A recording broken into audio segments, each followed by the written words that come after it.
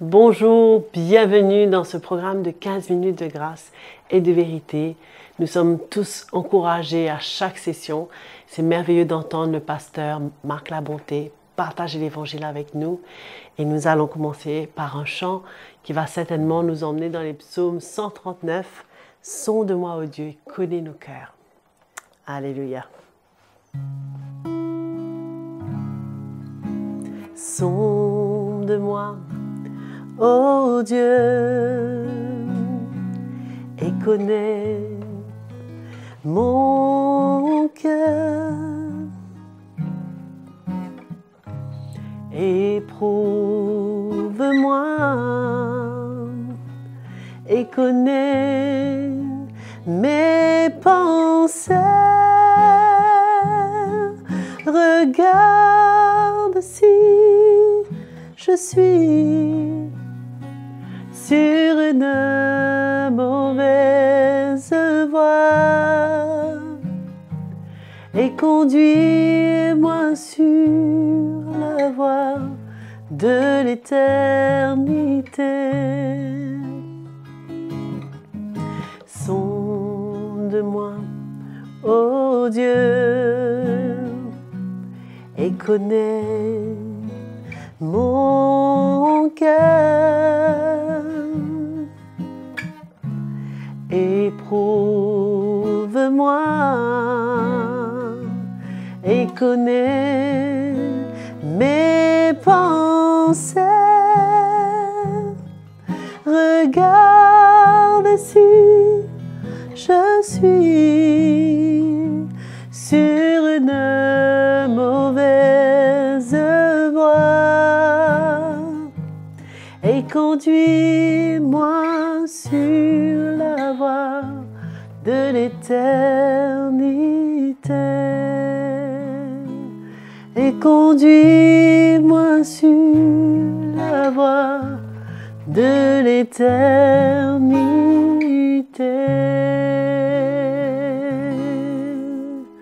Alléluia. Nous allons écouter la parole de Dieu. Que le Seigneur nous éclaire. Bienvenue dans notre nouveau numéro de 15 minutes de grâce et de vérité. C'est une joie d'être ensemble. C'est une joie d'entendre la parole de Dieu.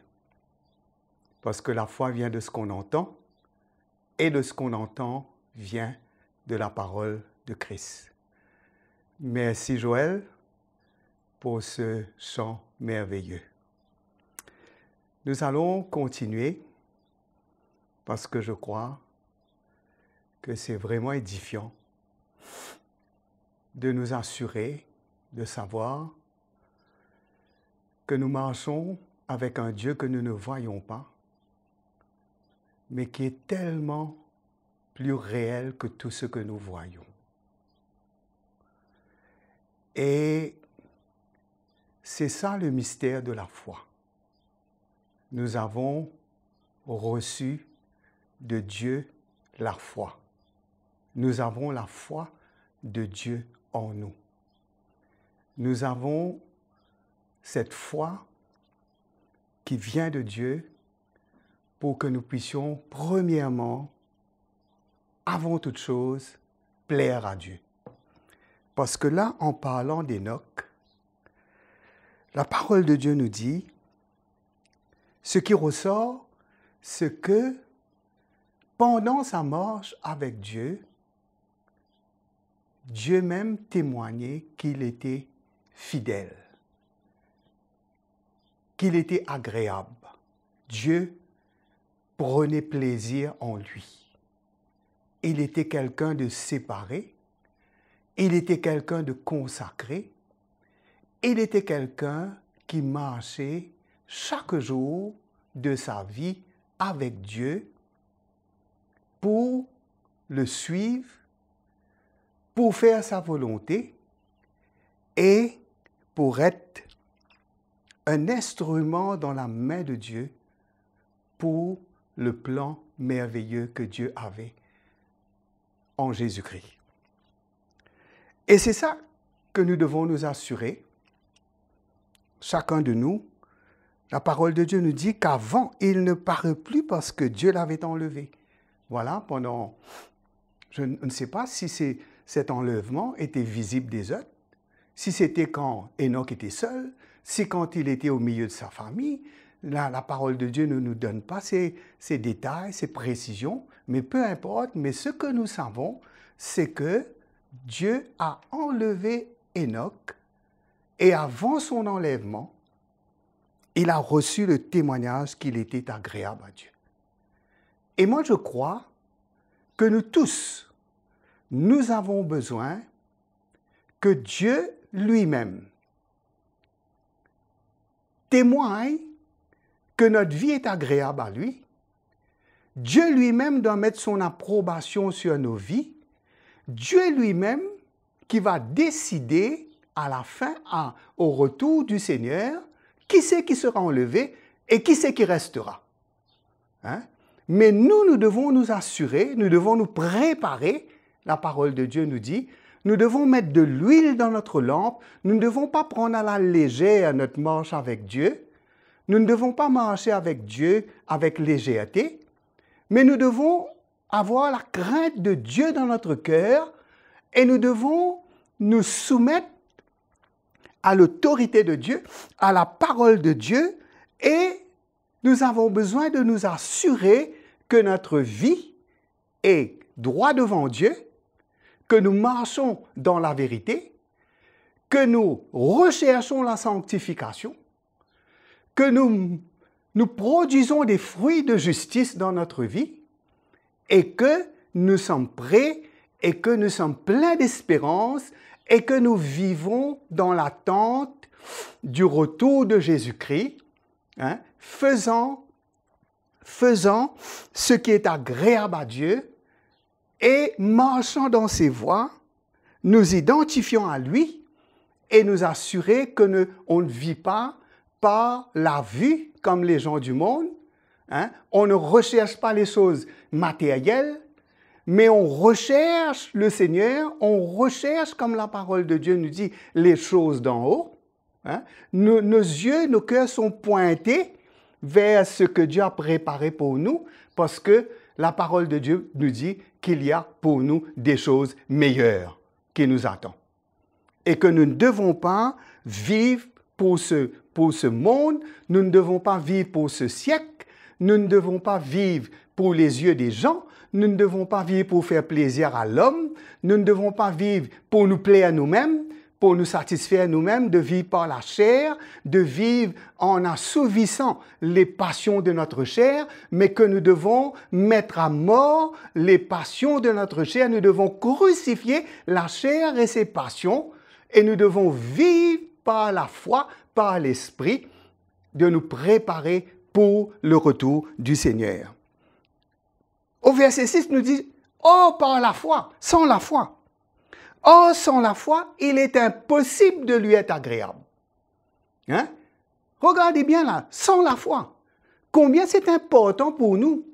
Hein? Combien c'est important pour nous notre foi en Jésus, notre foi dans sa mort. Qu'on doit vivre cela chaque jour, que c'est cela notre marche de chaque jour. Nous suivons le Seigneur. Marcher veut dire suivre le Seigneur. Hein? Veut dire suivre le Seigneur. Comment? En nous reniant nous-mêmes et en prenant notre croix pour que nous puissions être agréables à Dieu.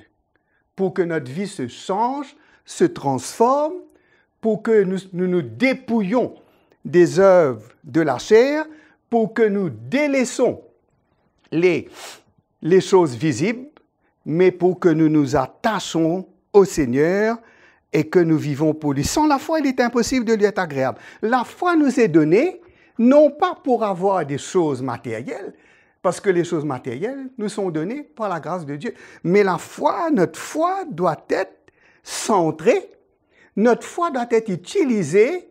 Hein? Nous devons nous soucier d'être dans la foi, de vivre par la foi, qu'il y ait vraiment la foi dans notre cœur, cette dépendance de chaque jour sur le Seigneur, d'obéir à sa parole, Hein? Nous devons nous assurer de cela parce que si nous ne marchons pas par la foi, nous marchons par la vue. Si nous ne marchons pas par l'esprit, nous marchons par la chair. Alors, ce qui fait, celui qui marche par la foi, celui qui vit par la foi, la parole de Dieu nous dit, il y a une grande rémunération qui lui est réservée. Hébreu va nous dire, n'abandonnez pas donc votre assurance, à laquelle est attachée une grande rémunération.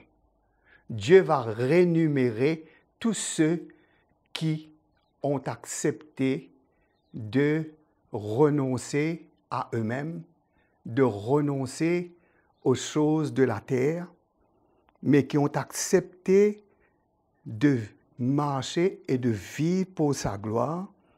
Il y a une grande, grande rémunération. Et nous avons besoin de persévérance. Enoch, 300 ans. Pendant que tout le monde vivait comme il voulait, pendant que tout le monde vivait d'une manière charnelle, mais Enoch, lui, il vivait par la foi. Hein? Il persévérait, il a persévéré, il a accompli la volonté de Dieu. Et qu'est-ce qui s'est passé? Il a obtenu la promesse de Dieu. Et nous aussi, nous allons obtenir la promesse de Dieu.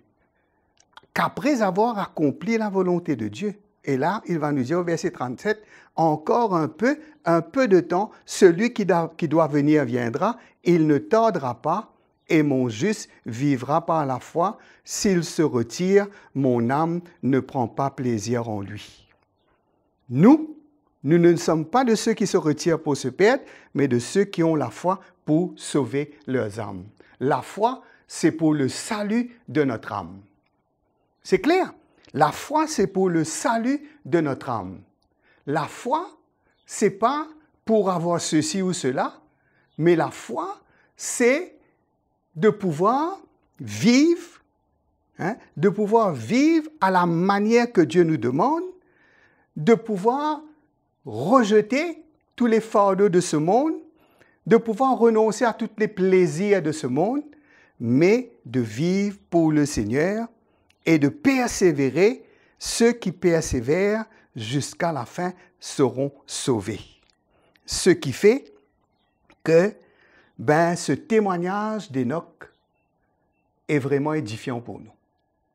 Parce que nous voyons l'image de la vie chrétienne, nous voyons l'image de notre marche avec Dieu.